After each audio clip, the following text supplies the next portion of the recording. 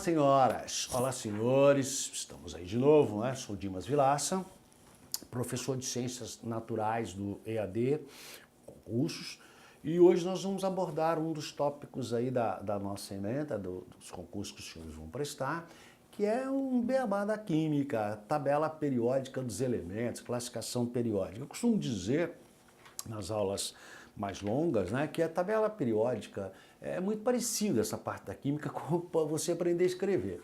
Você primeiro aprende as letras, A, E, I, O, U, A, B, C, D, depois você aprende a juntar letras, né? Aprende a fazer sílabas, Ba, Be, Bi, Bo, Bu. Daí você aprende a juntar sílabas, a fazer palavras, formar palavras. Só depois você vai fazer frases. Na química não é diferente. A tabela periódica dos elementos, a tabela moderna, ela é como se fosse o alfabeto da química. Você tem que necessariamente aprender a usá-la, não decorá-la. Ninguém decora a tabela. Às vezes a gente guarda assim de tanto utilizar, mas em qualquer concurso que você vai fazer, na verdade ele te fornece uma tabela periódica. Você precisa aprender a utilizar a simbologia da tabela e também usar a variação das propriedades periódicas desses elementos para tentar entender o comportamento, né? Existem na tabela, você vai ver, uma série de normas. Nós vamos ver que no início, essa tentativa de se organizar os elementos químicos conhecidos numa tabela, onde ficasse mais fácil utilizar dados relativos a eles, houveram várias tentativas que não foram muito bem sucedidas, como as oitavas, Newland, as tríades, Dobenheimer. E, na verdade, o grande personagem dessa história da tabela, que realmente conseguiu produzir a tabela baseada em duas leis que eu vou te mostrar, é esse nosso amigo aí, ó, esse russo chamado Dmitry Ivanovich Mendeleev. O Mendeleev, ele era um cara que ele era muito amigo do czar da Rússia na época. E é curioso que ele desenvolveu, tem coisas que as pessoas às vezes, né, eu estou te dizendo que cai muito história da ciência, é que as pessoas não consigo compreender. Por que, por exemplo, aqui no Brasil pouca gente sabe disso, mas o Mendeleev ele teve como uma das grandes características, além da tabela, aliás, ele tem um elemento na tabela periódica de número 101, Mendeleev, MD, em homenagem a ele. Mas tem um trabalho dele tão notável, ou talvez até mais, para os russos especialmente, que é a tabela. O para os íntimos, claro, o Mendeleev foi o cara que conseguiu impulsionar na Rússia o petróleo, a exploração e o craqueamento, a quebra da destilação fracionada do petróleo. Foi ele que implementou. Por isso que o czar gostava muito dele, né? Então, mas no nosso caso, nós vamos abordar esse outro lado do Mende, que é organizar a tabela periódica. Imagine o seguinte, como é que você acha que ele colocou esses elementos nessa tabela linda que você está vendo aí? Ele utilizou duas leis. E o maior mérito do Mendeleev, na verdade, não foi exatamente colocar os elementos. Ele deixou lacunas, porque na época que ele produziu a tabela, se você observar a tabela que eu estou te apresentando, ela está aí até com o elemento dizer 118. Quando vem com 3 letrinhas assim, é porque não foi dado o nome oficial ainda. São as iniciais em latim, né? Por exemplo, aí, ó, 118, 118, no caso aqui, 118. Normalmente se dá o nome do elemento em função de um vulto da química, da física, enfim. Daí você vai encontrar o Einstein, por exemplo, Nobel, ou de um lugar, né, como a própria Madame Curie, Polônia, lá, porque ela deu em homenagem à pátria, rádio, porque emitia rádio, mas enfim. O lance é que hoje com 118, mas naquela época, isso na virada do século passado, do século XIX para o século XX, né, você tem as datas aí de quando o Mende viveu, eu coloquei para você. Mas ele tinha 63 elementos só. Tu imagina, praticamente a metade dos elementos. Então, óbvio, isso já foi muito cobrado em concurso, que a tabela tinha lacunas. Por exemplo, se você observar na tabela aí agora, você vai notar que aqui onde está o número 13, né, nós chamamos de família, à disposição na vertical. Família, grupo ou coluna, né? Eu vou te falar na sequência sobre isso, mas só para você dar uma olhada na importância do Mendeleev, você vê o boro, o alumínio e vê o galho. Ele não conhecia esses elementos todos. Ele deixou lacunas e chamava, por exemplo, de ecaboro. Tu vê, ele chegou a prever as propriedades dos elementos dessa família 13. E todos os elementos aí iam ter 3 elétrons na última camada, né? Todos eles seriam muito semelhantes em comportamento com boro, com alumínio. E isso aconteceu em várias posições da tabela. Então, ficaram lacunas que posteriormente foram preenchidas com a descoberta do elemento. Não tinha sido descoberto, ele já sabia a propriedade. Por quê? Agora é que vem a parte importante. Observe que na nossa tabela, você vai observar aí, nós temos os elementos agrupados em duas disposições. Uma disposição que você nota, olha só, você vê a disposição agora na vertical. A disposição dos elementos na vertical, como você pode observar, olha aí, você está vendo ó, que eu tenho os elementos na vertical, da esquerda para a direita, eu tenho, começando no hidrogênio, família 1. Vai para o berílio, família 2. Aí no centro, família 3, 4, 5, 6, 7, 8, até chegar na 18. Antigamente não era assim. Antigamente nós pegávamos essas famílias ou grupos e dividíamos em A e B.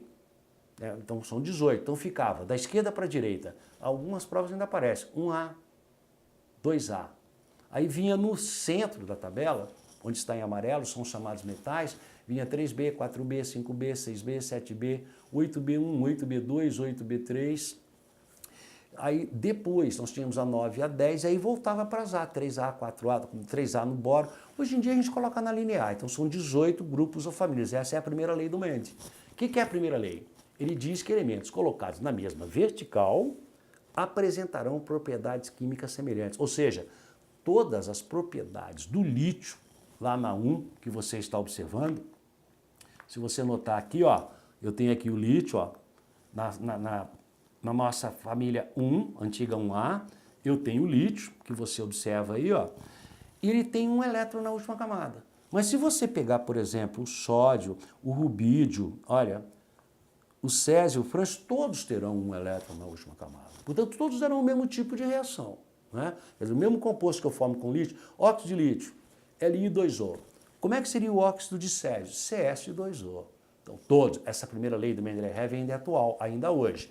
Se você observar, por exemplo, mais à direita, pega, por exemplo, lá na 17, família 7 ou 17. Dá uma olhada lá para você ver de novo agora. Ó. Na 7 ou 17, o que nós temos nessa família, 7 ou 17? Nós temos ó, todos os elementos, o flúor, o cloro, o bromo, o iodo, astato, todos eles têm 7 elétrons na última camada. Então a primeira lei do Mendes diz que elementos colocados numa mesma vertical apresentam propriedades químicas semelhantes. A segunda lei, ele não foi tão feliz quanto na primeira. Na segunda lei, ele falava dos elementos organizados numa mesma horizontal. Você nota que começando no hidrogênio, aqui ó, eu tenho na primeira horizontal, hidrogênio e hélio, lá do outro lado. Só tem 2 elementos. Ele chama isso de períodos ou séries. Quantos períodos ou séries eu tenho? Eu tenho 7. Atualmente, nós estamos passando por uma fase que necessariamente nós vamos ter que começar a trabalhar com um 8º período. Note que eu tenho o período do hidrogênio, que termina no hélio, o do lítio, que termina no neônio, o primeiro com 2 elementos, o segundo com 8. O último período, o 7º, ó, começa no frâncio e termina no octo, como eu disse para você. Mas preste atenção nisso agora.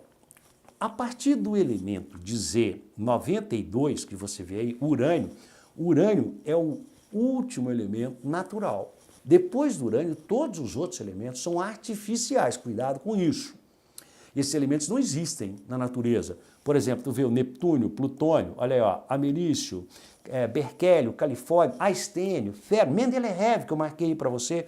Todos esses elementos foram produzidos em laboratório, são artificiais. Muito cuidado com isso. Então quer dizer que pode-se produzir elementos em laboratório. Necessariamente essa tabela vai continuar crescendo.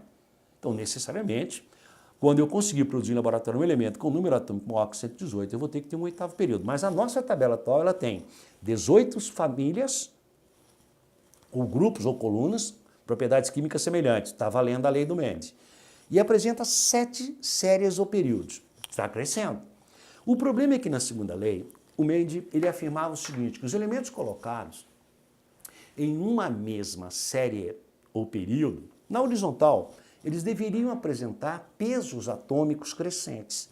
Por quê? Porque ele conhecia poucos elementos. Acontece que com o tempo a gente verificou, por exemplo, olha que loucura isso aqui agora, entre, por exemplo, o telúrio e o iodo, que nós temos aqui, ó, estou marcando para ti, ó, entre o telúrio e o iodo, olha aí, telúrio e iodo. Telúrio na 16, no primeiro, segundo, terceiro, quarto, no 5º período.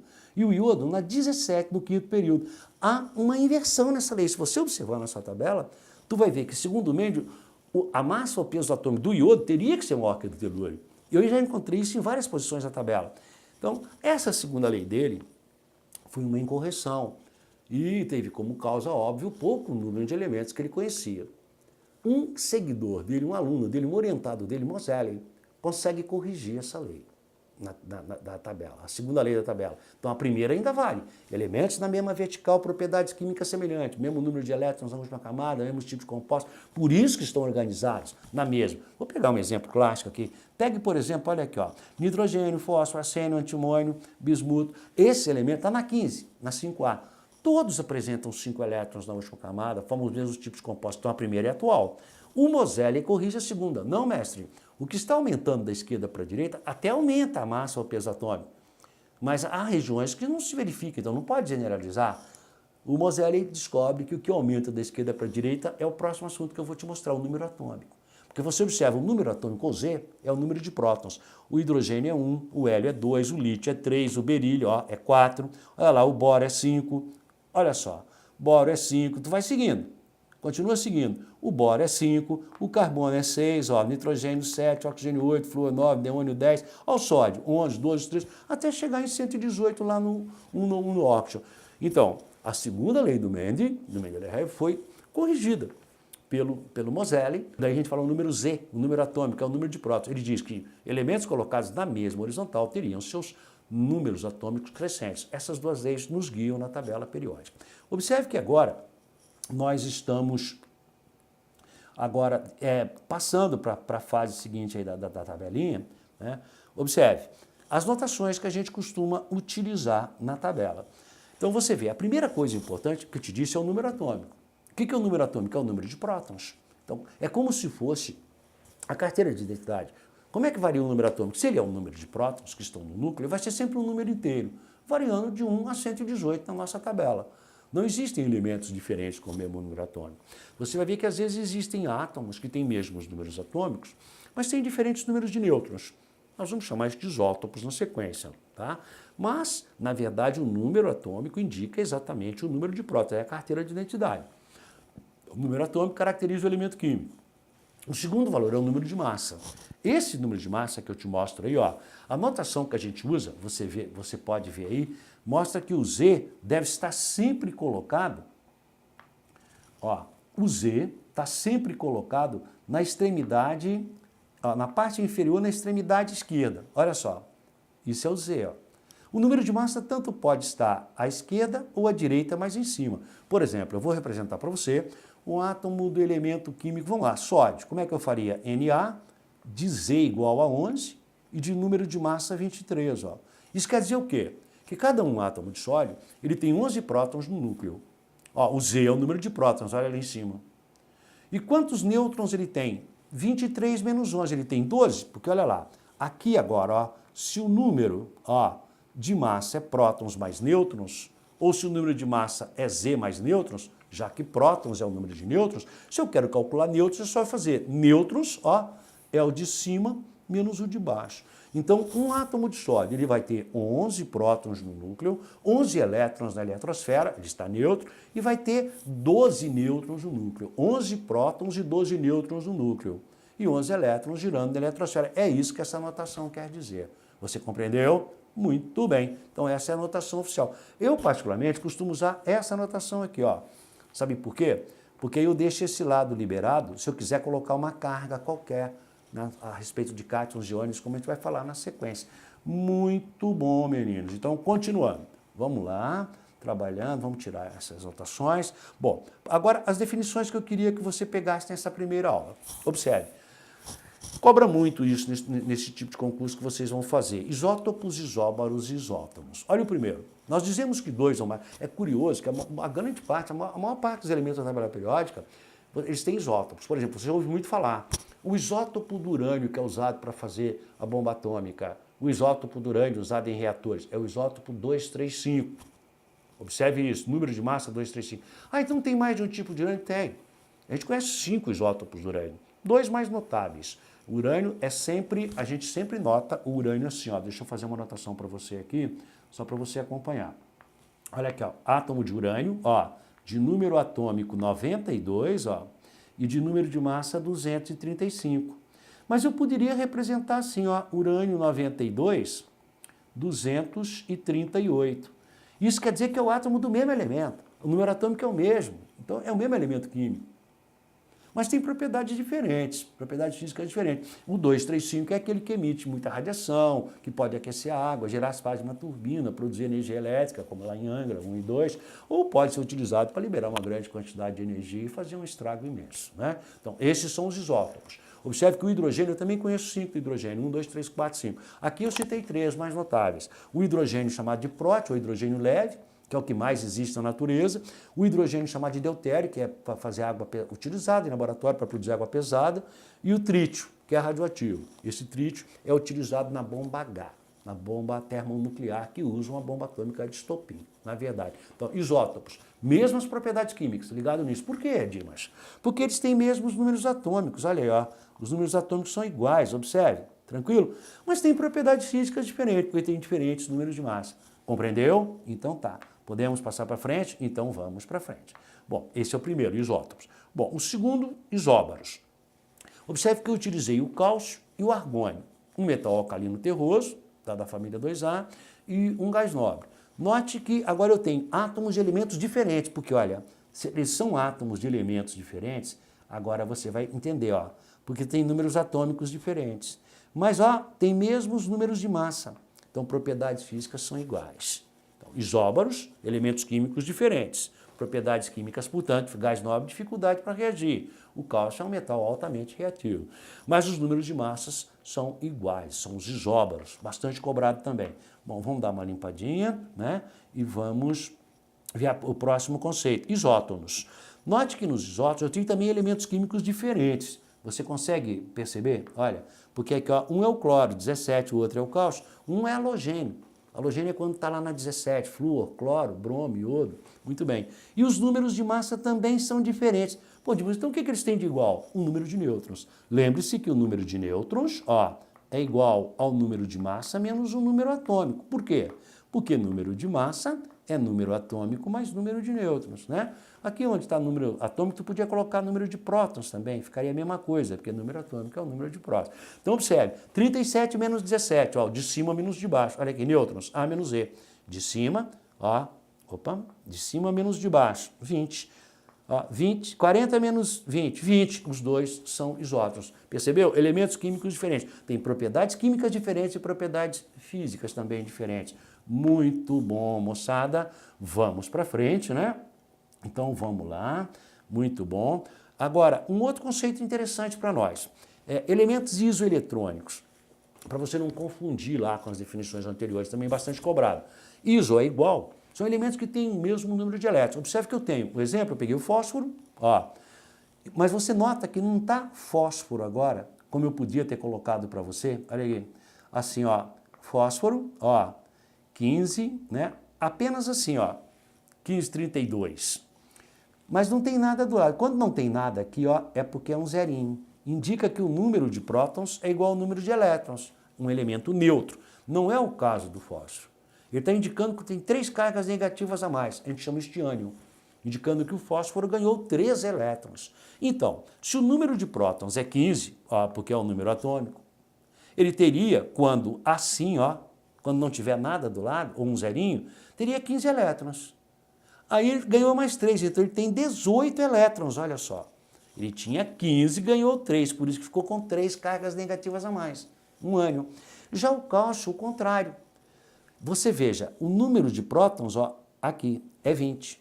Ele teria 20 elétrons também, se tivesse assim, ó, Ca20 e não tivesse nada aqui, ó, um zerinho nessa posição. Mas como tem mais 2, indica que ele ganhou 2 prótons? Não. Para nós, a nível do nosso curso, nenhum elemento ganha ou perde prótons. Acontece isso, tá? Mas em outros mecanismos, de química nuclear, física nuclear. Mas para nós, ou ele perde ou ganha elétron. Como elétron é carga negativa, olha o fósforo aí. Ó, ele ganhou 3, virou um ânion. Ele perdeu 2 elétrons aqui, esse cátion cálcio. Por isso que está mais 2. Então, é claro que se o fósforo tinha 15 prótons e 15 elétrons, ganhou 3, 3 cargas negativas, 18 elétrons. O cálcio tinha 20 prótons e 20 elétrons. Ele perdeu 2 elétrons, ele não, ganha, não se ganha. É como eu disse para você, prótons. Ou perde ou ganha. Está com carga negativa, ganhou elétron. É ânion. Há metais são assim. Já o metal ali perdeu 2 elétrons. Então o número de elétrons de ambos é 18, nós dizemos que eles têm o mesmo número de elétrons. Isoeletrônico. Tranquilo, meninos, meninas? Então vamos para frente.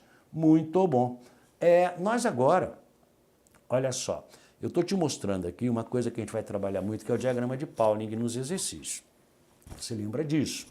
A gente preenche esse diagrama em ordem crescente de energia, né? Você lembra que o subnível do tipo S, ó, o subnível do tipo S, ele pode ter, deixa eu marcar para você, no máximo 2 elétrons. Os subníveis P podem ter no máximo 6, os subníveis D no máximo 10 e os subníveis F no máximo 14 elétrons. Então, quando eu começo a preencher, eu vou sempre... É como se o núcleo estivesse aqui, ó. Aqui é a primeira camada cá, ó. Aqui é a segunda, olha que fácil assim. Aqui é a terceira, ó. Está se afastando do núcleo. E você sabe que quanto mais distante, maior a quantidade de energia. A recíproca é verdadeira. Quando o elétron ganha energia, ele salta para uma distância maior. O diagrama de Pauling ele foi produzido exatamente assim, né? É a aplicação. Na verdade, não foi bem Pauling que construiu. Ele é uma consequência das teorias, dos modelos atômicos atuais, como o do Niels Bohr. Também o Pauling, óbvio, também participou. Olha que bonito agora aqui, quer ver? Deixa eu mostrar para você. Olha só agora que bonito. Olha essa tabela periódica que eu estou te mostrando aqui. Ela mostra exatamente quais os subníveis que você tem mesmo? S, P, D e F. Olha só. Sabe por quê? Porque ó, quando o elemento, a configuração dele termina em S com um elétron, ele está na família 1A. Isso te dá uma facilidade muito grande para você fazer o seguinte, deixa eu voltar aqui. Vamos supor que eu te pedisse qual é a posição na tabela periódica do elemento químico ferro. Ó, vamos lá? A posição na tabela do ferro. Vamos trabalhando. Então ficaria o ferro, que tem número atômico 26, não precisa decorar, tá? Ele vai te dar uma tabela. Eu começo a preencher, vem aqui, ó. Começa aqui, ó. 1S2, ó. 2S2, olha aí. 2P6, quantos já foram? 10, 2, 4, 10. 3S2, ó. 3S2, ó, estou aqui, ó. 3S2, 2, 4, 10, 12. 3P6. Do 3P eu vou para onde? Para o 3D? Não. Do 3P, ó, eu vou para o 4S. Tem que seguir a setinha. Tu lembra da história? Então, do 3P eu vou para o 4S2. Agora sim, ó. Eu tenho 2, 4, 10, 12, 18, 20, eu vou para o 3D, ó. No 3D eu tenho 6, porque eu tenho 26 prótons, como aqui não tem carga nenhuma, eu tenho 26 elétrons. Então fica 3D6. Como é que eu acho a posição desse elemento na tabela? Você quer ver mesmo como é que acha? Olha, observe, eu tenho uma camada, 2, 3, 4, K, L, M, N. Ele vai estar no quarto período. É fácil assim. O número de camadas vai te dar o período, que são 7 períodos. Tu lembra? Começa no hidrogênio, termina no hélio, tá? Te mostrei no início. E como é que eu acho a família? Ó, pega o subnível que terminou, ele fala que está variando. Veja que o subnível que eu preenchi por último aqui, olha, foi esse, ó, 3D. A regra é simples, tá? Eu vou ter que apagar, porque eu vou voltar para te mostrar. Observe que agora eu tenho o seguinte, ó. Então, olha só. Olha aqui. Voltando para a nossa tabela. Essa tabela que eu tinha te mostrado importante aqui, ó. Olha lá. Então você viu. Como o ferro terminou em D6, se terminou em D, ele está no centro da tabela periódica. O truque é esse. Você precisa compreender agora isso. Se terminou em S1, ou vai ser o hidrogênio, ou o lítio, ou o sódio, ou o potássio, ou o rubídio, césio, o sódio. Termina em 3S1. Ele está no primeiro, segundo, terceiro, ó. Porque tem 3 camadas na configuração. Tá na 1A porque terminou em S1. Todos são assim. Vamos supor que fosse o cálcio, de Z20. Vai terminar em S2, ó, o cálcio. O cálcio está no primeiro período, segundo, terceiro, quarto período, olha aí. Vai terminar em 4S2. Ô Dimas, e quando termina em D? Se terminar em D, está no meio da tabela. Muito fácil. Tu viu o ferro? Tinha 4 camadas. terminava em 3D6 no exemplo anterior. Então eu vou estar, olha, primeiro período, segundo período, terceiro, ao quarto período aqui, ó. Eu sei que o ferro vai estar por aqui. Agora, como é que eu sei?